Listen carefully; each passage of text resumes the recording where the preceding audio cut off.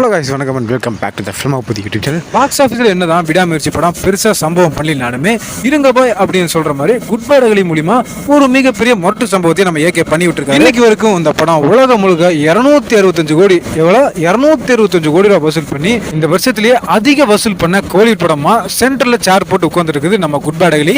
இந்த மாதிரியான ஒரு சப்போர்ட், இந்த மாதிரியான ஒரு என்கரேஜ்மெண்ட் பார்த்தீங்கன்னா சினிமா ஃபேன்ஸ் இருந்து வரும்போது நம்ம ஏகே கண்டிப்பாக இன்னொரு படம் பண்ணாமல் இருப்பாரா? இப்போ அதுக்கான பேச்சுவார்த்தைகள் தான் பார்த்தீங்கன்னா சன் பிக்சர்ஸ் தரப்பு இருந்து நம்ம ஏகே அண்ட் டீம் கூட ரொம்ப டீப்பாக போயிட்டு இருக்குது. இது மட்டும் ஓகே ஆச்சு அப்படின்னா அகைன் ஆதித்ய ரவிச்சந்திரன் அண்ட் நம்ம ஏகேயோட காம்போவை மறுபடியும் பார்க்கலாம். அது என்ன பார்க்கலாம், கண்டிப்பாக அதான் பார்க்குறோம், அதுதான் பார்க்கவும் போகிறோம். ஏன்னா நம்ம ஏகே ஒரு டேரக்டர் செலக்ட் பண்ணாருன்னா கண்டிப்பாக 2-3 படங்கள் கேரண்டியாக பண்ணிடுவார்.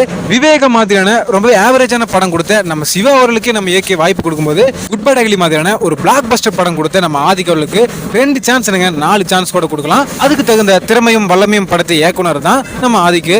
ஆனா ஒரு சில பேர் ஏகே 64க்கு ஆதிக்கலாம் வேண்டாம், பிரசாந்தினியில வர சொல்லுங்கப்பான்னு திண்டுக்கல் ரீதாவை கூப்பிடுற மாதிரி கூப்பிட்டு இருக்காங்க. யூடியூப்பை திறந்தாலே ஏகே 64க்கு இவர் தான் டேரக்டர், ஏகே 64க்கு அவர் தான் டேரக்டர்னு மனசுக்கு பிடிச்ச டேரக்டர் எல்லாம் ஃபிக்ஸ் பண்ணி 2-3 நிமிஷம் வரைக்கும் உருட்டி கடைசியில இவர் டைரக்ட் பண்ணா நல்லா இருக்கும் அப்படின்னு சொல்லி முடிச்சிருவானுங்க. ஆனா உண்மையான செய்தி என்னன்னு பாத்தீங்கன்னா இப்போ நம்ம ஏகே 64 படத்தை பிரசாந்தினியில் அவர்கள் டைரக்ட் பண்றதுக்கு 1% சான்ஸ் இல்ல. ஆரம்பத்துல இந்த ஒரு காம்பினேஷன் நடக்கிறதுக்கான பேச்சுவார்த்தை பாத்தீங்கன்னா பொம்பாலை பிலிம் சைடுல இருந்து நம்ம ஏகே மற்றும் சுரேஷ் சந்திர அவர்கள் கூட பாத்தீங்கன்னா டிஸ்கஷன் நடந்துச்சு. ஆனா இந்த ப்ராஜெக்ட்டுக்கு பொம்பாலை பிலிம் சைடுல இருந்து நம்ம ஏகே கிட்ட 1.5 வருஷம் கால் ஷீட் பாத்தீங்கன்னா கேட்டிருந்தாங்க. இந்த ஒரு காரணத்துக்காகவே பிரசாந்தினியோட ப்ராஜெக்ட்டை நம்ம ஏகே அவாய்ட் பண்ணிட்டாரு. ஏன்னா ரேசிங்கையும் சினிமாவையும் வருஷத்துல 2 பார்ட்டா பிரிச்சு நம்ம ஏகே ஒர்க் பண்ணிட்டு 2 வருஷத்துல தான் நினைச்சு வச்சிருந்த ஒரு அச்சீவ்மெண்ட்டை ரேசிங்ல பண்ணிட்டு முழுக்க அதுக்கப்புறம் சினிமாவிலே தன்னை அர்ப்பணிச்சிருவாராம். அதுக்கப்புறம் வேணா கண்டிப்பா பிரசாந்தினில் அந்த ஏகேயோட காம்போ கண்டிப்பா எதிர்பார்க்கலாம்.